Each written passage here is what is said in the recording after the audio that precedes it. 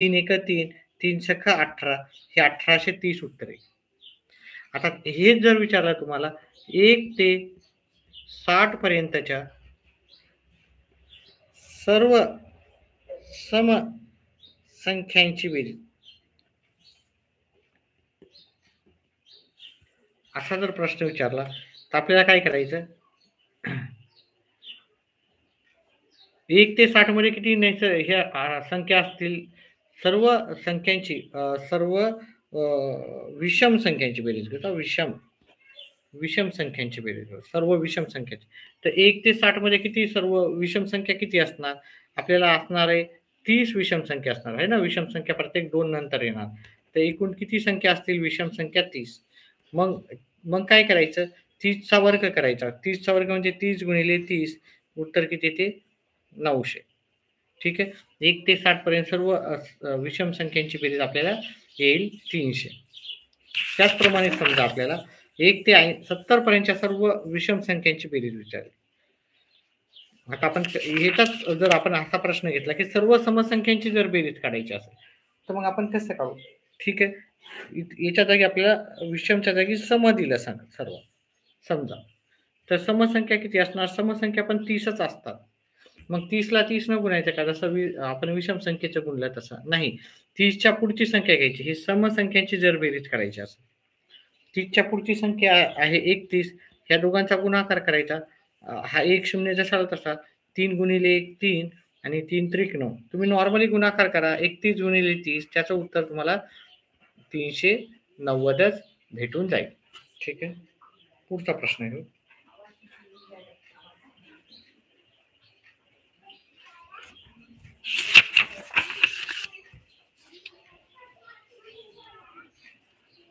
आपण समजा 80 पर्यंतच्या सर्व नैसर्गिक संख्येची बेरीज पाहू.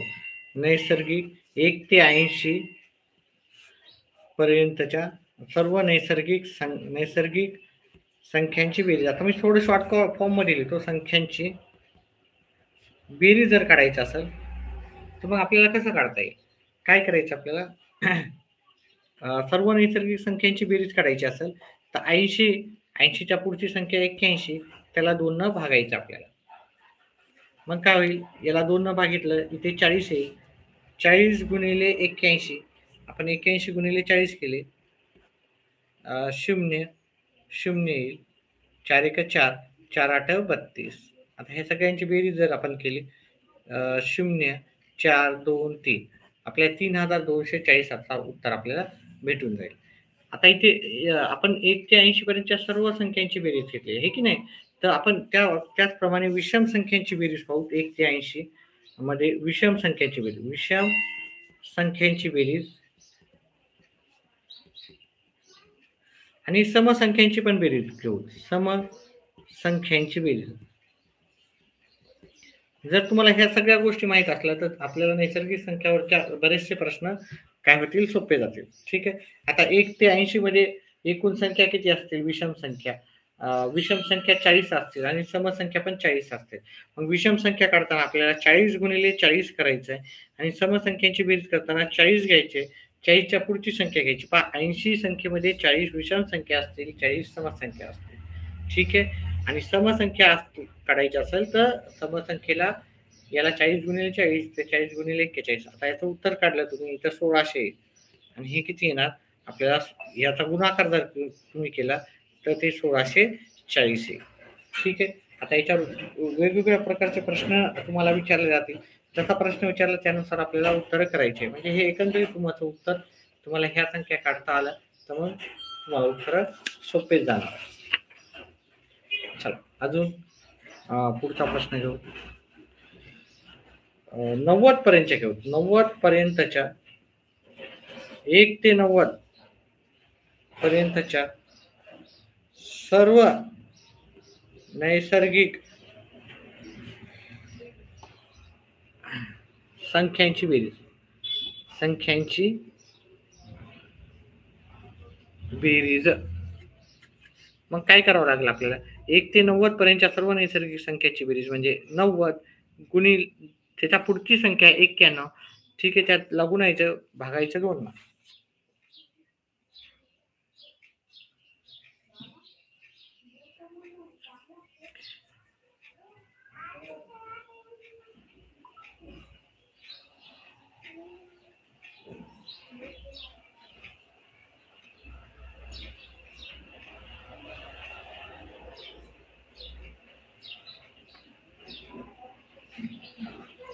ठीक आहे. मग काय करायचं आपल्याला? भागाकार केला तुम्ही, इथं 45 येतील.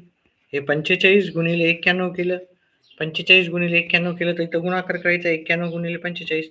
5 एक 5, 5 9 45, 4 एक 4, 4 9 36. आता ह्या सगळ्यांची बेरीज करायची आपल्याला. ते इथे 4095. तर सर्व नैसर्गिक संख्येची बेरीज जी आलेली आहे आपल्याला 4095 आलेली आहे. ठीक आहे. आता आपल्याला काय करायचं? समजा सर्व समसंख्यांची बेरीज विचारली. 1 ते 90 पर्यंतच्या सर्व समसंख्यांची बेरीज. ठीक आहे. समसंख्यांची बेरीज. हे 1 ते 90च आहे हां. ठीक आहे. 190च आहे. 190 पर्यंतच्या नैसर्गिक संख्यांची बेरीज केली तर 190 पर्यंतच्या समसंख्यांची बेरीज. संख्यांची बेरीज करायची असेल आणि विषम संख्येची बेरीज करायची असेल. दोन्हीपैकी एक प्रश्न विचारला. विषम संख्यांची बेरीज. सर्व समसंख्यांची बेरीज करायची असेल आपल्याला 1 ते 90 पर्यंतच्या. तर अशा सर्व समसंख्या आहेत आपल्याला किती आहेत? 45 समसंख्या आहेत. आणि विषम संख्या पण किती असणार? 45. हे की नाही? याला 2 न भागितलं 90 पर्यंतच्या 90ला 2 न भागितलं तर 45 सम आणि 45 विषम संख्या भेटते. आता याला पण जर समसंख्येची बेरीज काढायची असेल 45 गुणिले 45 करायची आणि विषम संख्येची बेरीज करायची असेल तर 45 गुणिले पुढची 45 समसंख्येची करायची असेल तर 45 गुणिले पुढची संख्या करायची. विषम संख्येची बेरीज करायची असेल सर्व तर आपल्याला 45 गुणिले 45च करावं लागेल. आता इथे जर आपण केलं तर या दोघांचा गुणाकार करा. 45 गुणिले 46, 5 सखत 30, 7 3, 24 आणि 3 27, 4 पंचे 20, 8 2, 16 आणि 2 18. हे 2070 हे आपलं उत्तर आलेलं आहे. ठीक आहे. त्याचप्रमाणे 45 गुणिले 45 केलं जर तुम्ही तर 45 गुणिले 45 ह्याच पद्धतीने करा. किंवा तुम्हाला काय करावं लागेल? हे 5 आणि 5 म्हणजे 45 गुणिले 45 म्हणजे 45चा वर्गच करायचा आहे. मग 45चा वर्ग जर करायचा असेल तुम्हाला तर एक छोटीसा एक ट्रिक राहते आपली. हे जर शेवटी 5 असेल त्या संख्येचा वर्ग आपण कसा करतो? हे 5चा वर्ग किती येते? 25 येते. आहे की नाही? 5चा वर्ग 25 आला. तो 25 जशाला तसे लिहिले आणि 4च्या पुढची संख्या किती आहे? 20. सॉरी 4च्या पुढची संख्या आहे 4, त्याच्या पुढची संख्या आहे 5. ह्या दोघांचा गुणाकार केला ते 20 येते. मग 45 गुणिले 45 आपल्याला येते 2025. तर सर्व समसंख्यांची बेरीज आली आपल्याला 2070.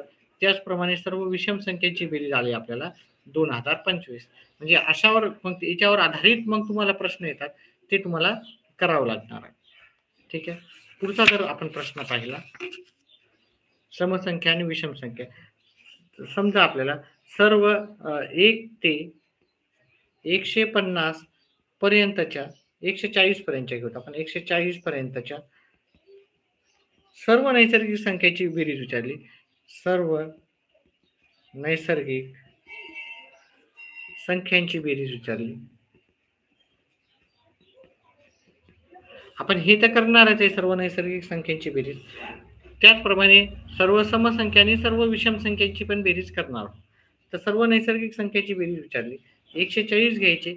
140च्या पुढची संख्या घ्यायची 141 आणि त्याला भागायचे 2. आता पहा सर्व समसंख्या आणि सर्व विषम संख्या करताना आपल्याला 2 न भागायचं नाहीये. फक्त आपल्याला सर्व नैसर्गिक संख्येची बेरीज करताना 2 न भागायचं आहे. याला भागाकार केला इथं 70 आले. आता ही या दोघांचा जर गुणाकार केला 0, 7 1 7, 7 चौक 28, 7 2, 7 1 7 आणि 2 9. 9870 आपलं उत्तर आलेलं आहे. ठीक आहे. आता इथं सर्व समसंख्यांची बेरीज केली. सर्व किती? 1 ते 140 पर्यंतच्या. ठीक आहे. सर्व समसंख्यांची बेरीज. आता 140 मध्ये सर्व समसंख्या किती असणार? त्याच्या अर्ध्या राहतात समसंख्या. आहे की नाही? आहे की नाही? आणि सर्व विषम संख्येची बेरीज. सर्व विषम संख्यांची बेरीज. सर्व विषम संख्या किती असणार? आपल्या 70च असणार. मग सर्व समसंख्याची बेरीज करताना आपल्याला 70 गुणिले 71 घ्यायचे. त्याचप्रमाणे सर्व विषम संख्यांची बेरीज करायची असेल तर 70 गुणिले 70च घ्यायचे. सर्व विषम संख्येची बेरीज करताना आपल्याला 70 गुणिले 70 घ्यायचे. सर्व समसंख्यांची बेरीज करताना 1 ते 140 पर्यंतचे आहेत. तर मग आपण काय करू आता, हे शून्य घेऊ. 7 एक 7, 7 7 49. आता तुम्ही नॉर्मली 70 गुणिले 71 करा. हे उत्तर तुमचं एवढं येऊन जाईल. ज्यांना डायरेक्ट येते, ओके, मी काय केलं, एक शून्य जसा तसा घेतला. मग 7 ह्या 71 भाग दिला. 7 1 ला गुणलं 7, 7 7 49 आणि एक शून्य जसा तसा. आता हे 7 गुणिले 7 49. इथे एक शून्य, इथे एक शून्य, हे 2 शून्य दिले. अशा प्रकारे आपण उत्तर केलं. ठीक आहे. अजून एक प्रश्न, शेवटचा प्रश्न करतोय. ठीक आहे.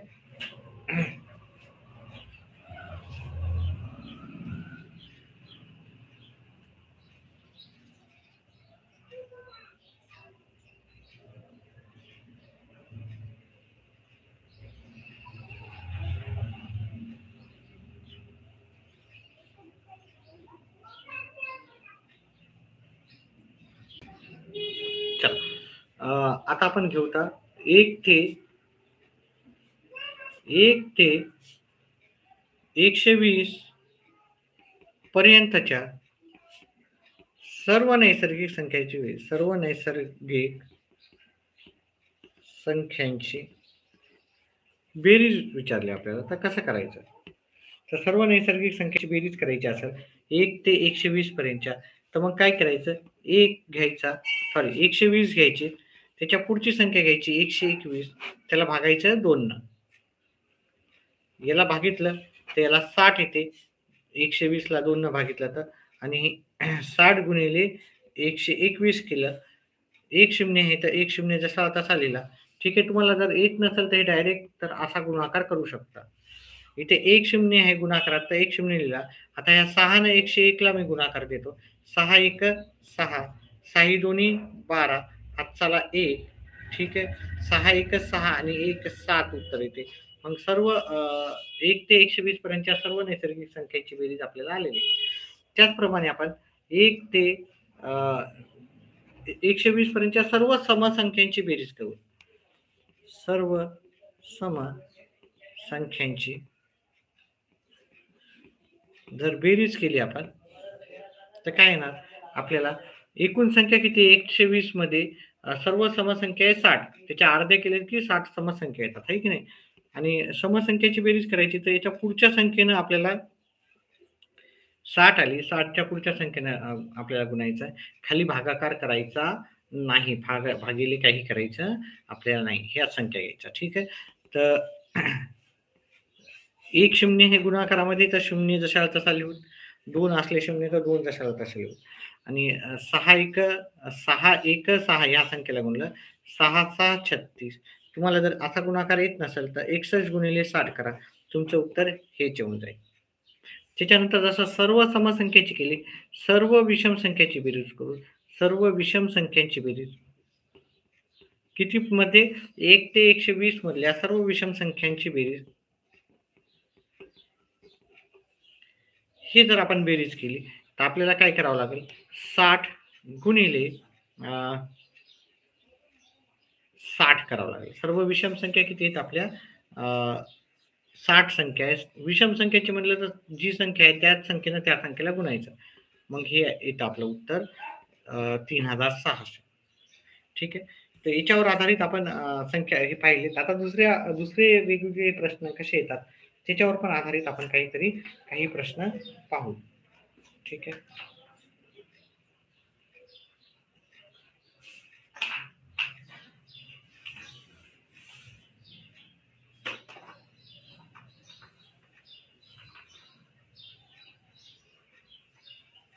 चला, दुसरे काही प्रश्न पाहू आपण. एक वस्तू 900 रुपयाला विकल्यास 150 रुपये नफा होतो. एक वस्तू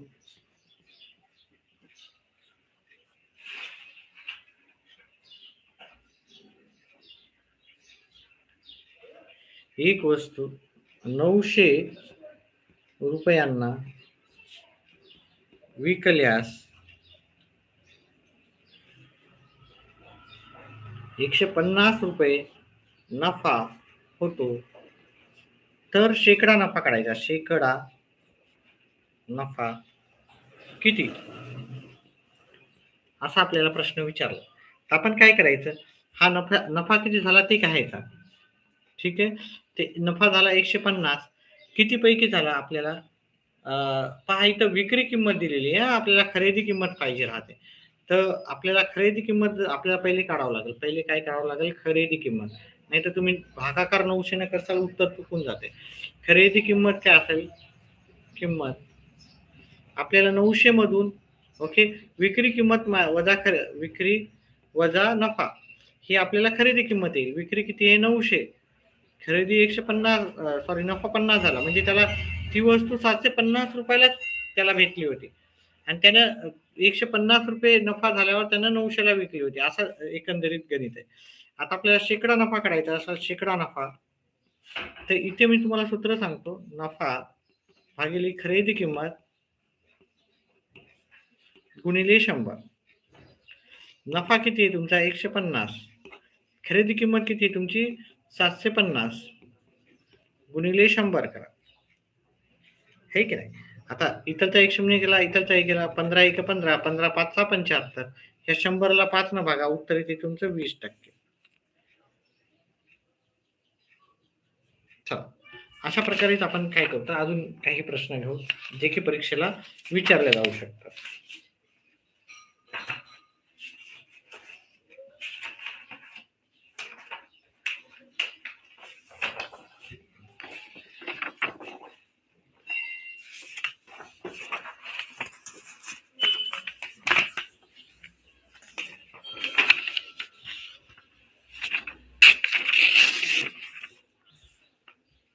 पुढचा प्रश्न घेऊ आपण. एक वस्तू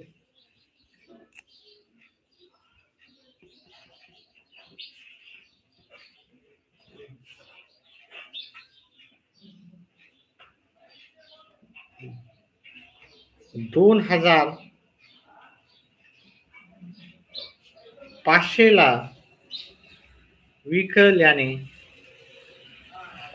500 रुपये नफा होतो,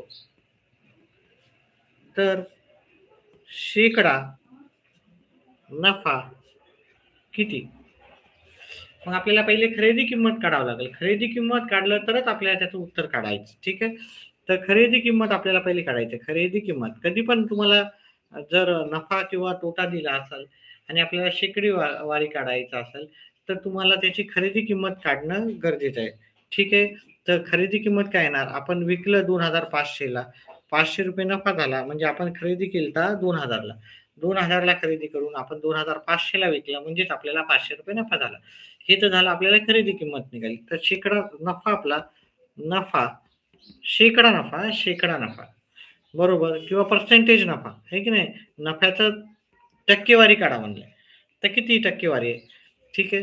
तर नफा झाला आपला, नफा छेदिले खरेदी किंमत लिहायचं. खरेदी किंमत गुणिले 100. नफा किती आहे तुमचा? नफा आहे आपला 500 रुपये नफा झालेला आहे की नाही? खरेदी किंमत किती आहे आपली? 2,000 गुणिले 100. हे 1 शून्य कटला, हे 1 शून्य कटला, अजून 1 शून्य कटला, अजून 1. 5 1 5, 5 चोक 20. आता ह्या 4 न 100ला भागितलं, उत्तर येते तुमचं 25. म्हणजे 25% तुमचा काय झालेला आहे? नफा किंवा तोटा झालेला आहे, जे पण तुम्हाला काढायचे असेल ते. ठीक आहे. आता आपल्याला इथे समजा एक वस्तू तोटा झालेला आहे. एक वस्तू 1,800 ला विकल्याने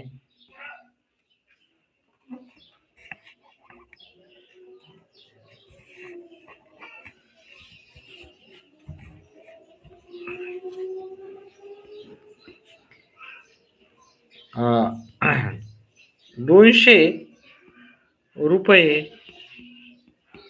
तोटा झाला, तर शेकडा म्हणजे तोटा किती? तोटा किती, किंवा तुम्हाला विचारतात किती टक्के नुकसान झाले, तर किती, किंवा असा हे तरी विचारतील, नाही तर हे तर किती टक्के नुकसान झाले असं आपल्याला विचारलेलं आहे एकंदरीत. तर मग आपण काय करू? हे 1,800 आपलं पहा वस्तू आहे, एक वस्तू 1000 विकल्याने तोटा झाला ना आपल्याला, तर खरेदी किंमत आपल्याला काढायची.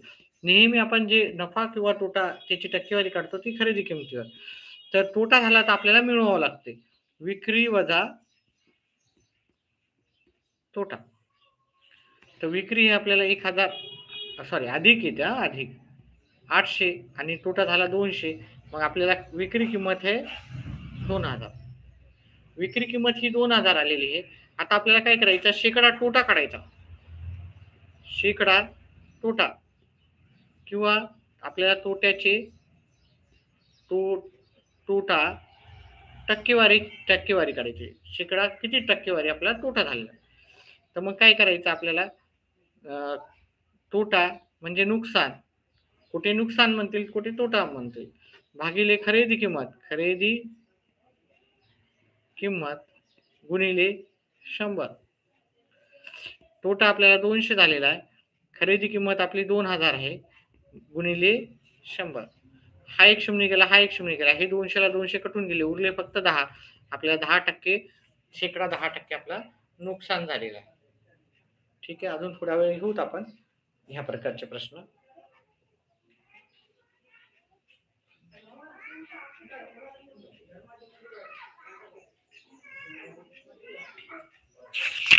अशा प्रकारचा एक प्रश्न देतो, तो करू शकतो.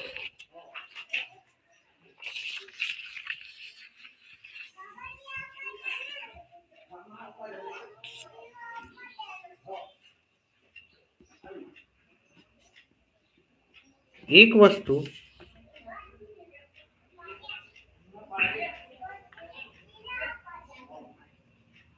2700 रुपयाला विकल्याने 300 रुपये तोटा झाला, तर शेकडा तोटा किती, असा आपल्याला प्रश्न आला. तर मग काय करायचं आपल्याला पहिले खरेदी किंमत काढायची. ठीक आहे, खरेदी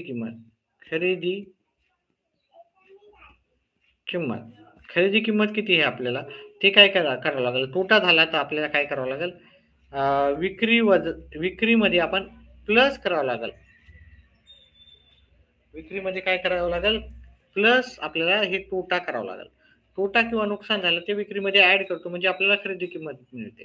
हे तुम्हाला लक्षात ठेवायचं. 2700 अधिक 300, मग आपल्याला खरेदी किंमत किती आहे, 3000. मग शेकडा तोटा काढायचा असेल.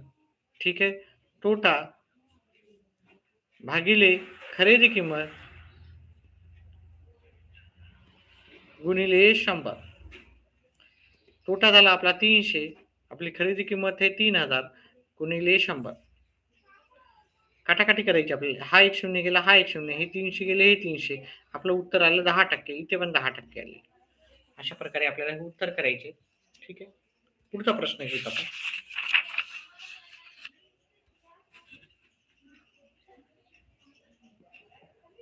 एक वस्तू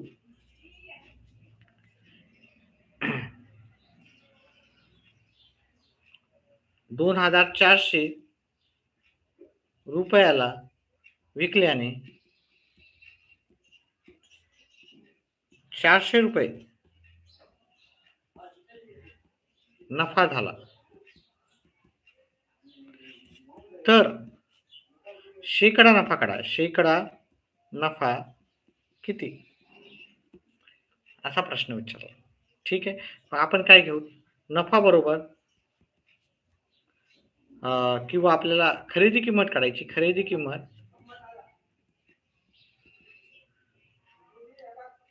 2400, नफा असला तर वजा करायचा, तोटा असेल तर अधिक करायचा.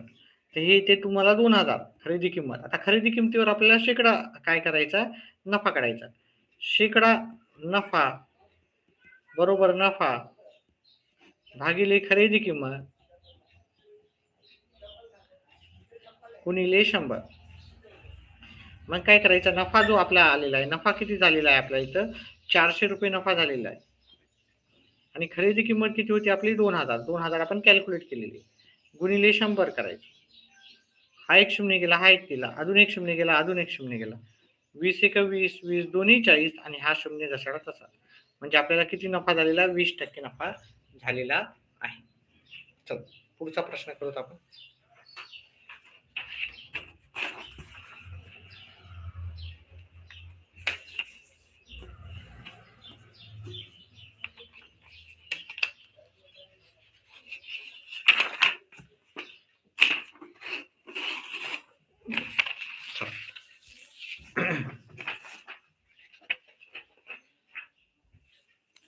एक वस्तू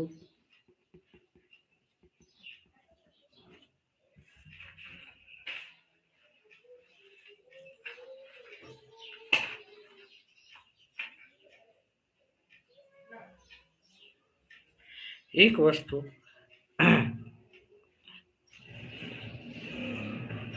2000 ला खरेदी करून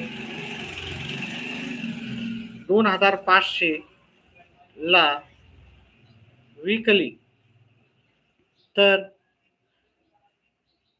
किती टक्के नफा झाला? असा आपल्याला प्रश्न विचारला. पहा इथं किती टक्के नफा विचारला, किती नफा झाला असं नाही विचारला. तर आपण नफा बरोबर विक्री वजा खरेदी करू. विक्री आहे 2500 ची, खरेदी हे 2000.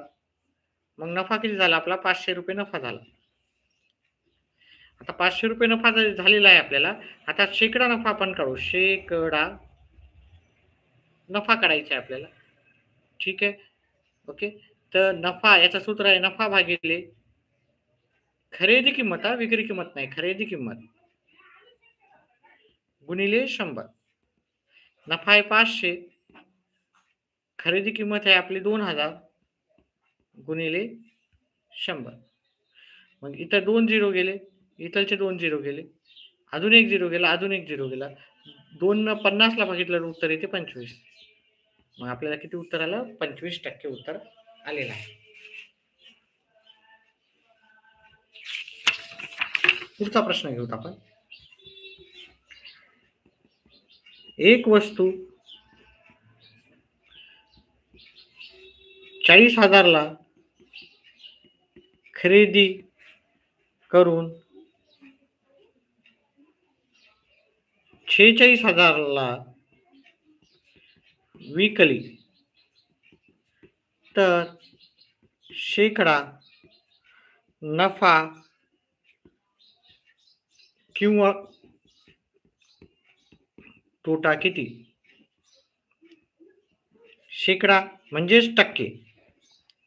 हे शेकडा तरी येईल नाही तर टक्के तरी येईल. शेकडा टक्केवारी किती हे असं आपल्याला विचारलेलं आहे.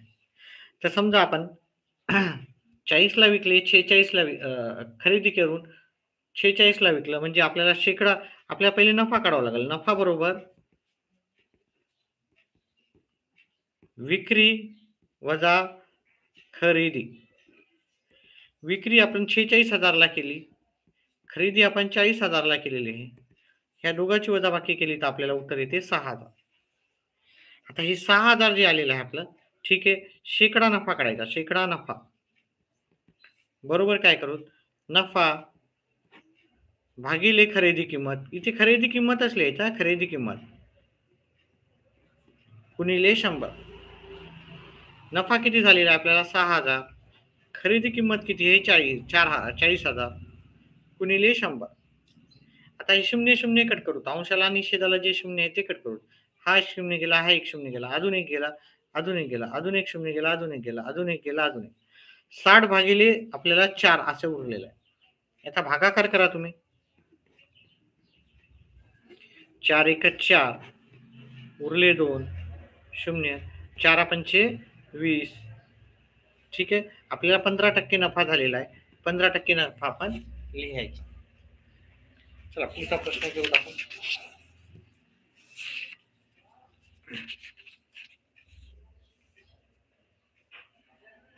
एक वस्तू 20,000 ला घेऊन 30,000 ला विकली, 30च्या जागी 30,000 ला विकली, तर शेकडा किंवा किती टक्के नफा झाला, तर किती टक्के नफा झाला असा आपल्याला प्रश्न विचारला. तर आपण काय करायचं,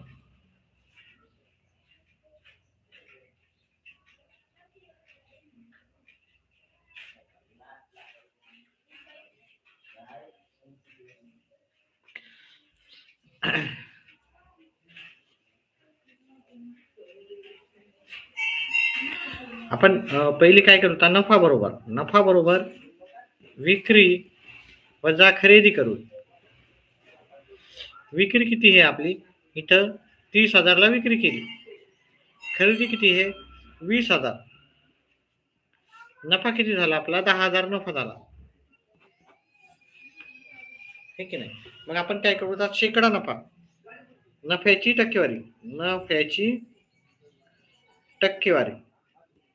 नफा टक्के वारी, नफा भागिले आपल्याला खरेदी किंमत घ्यायचं, खरेदी किंमत गुणिले 100. नफा आहे आपला 10,000 भागिले आपण खरेदी किंमत 20,000 ला खरेदी केलेली गुणिले 100. एक शून्य गेला, अजून एक गेला, इथं अजून 2 गेले शून्य, इथं 2 गेले. आपण 100 ला 2 भागितलं तर आपलं उत्तर येते 50% आपलं उत्तर येऊन जाईल. त्याच्या पुढचा आपण प्रश्न घेऊ.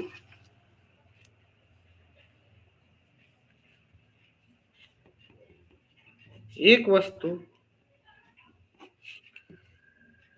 60,000 ला खरेदी करून 57,000 किंवा 54,000 ला विकली, 54,000 ला विकली,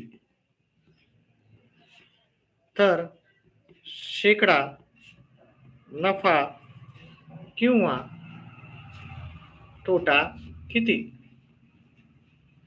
याच्या जागी आपल्याला टक्के किती असं विचारतात, शेकडा तरी विचारतील नाही तर टक्के तरी. आता मग याच्यामध्ये आपल्याला काय झालं बघा, खरेदी 60,000 ला केली, विक्री 54,000 ला केली, म्हणजे कमी किमतीला विकलं, म्हणजे आपल्याला नफा होणार का नुकसान. जर आपण कमी किमतीला विकलं तर आपल्याला नुकसान होणार, मग इथं तोटा येणार आपल्याला, हे की नाही. 60,000 मधून आपण कमी किमतीला विकले ना आपण, तर आपलं झालेला आहे तोटा 6,000 तोटा झालेला आहे. पहा इथंच कळते आपल्याला. आता त्याच्यानंतर आपण काय करू, शेकडा तोटा किंवा टक्के, ओके, तोटा टक्के किती झाले आपण ते काढू किंवा पर्सेंटेज असं देतात. आपल्याला तोटा झालेला आहे 6,000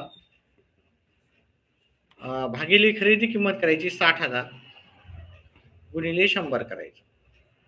हा एक शून्य गेला, हे 6,000 ला 6,000 कटले, उत्तर येते 10%. आता आपल्याला तोटा झाला 10%. अशा पद्धतीने आपण ह्या सराव संपवलेला आहे.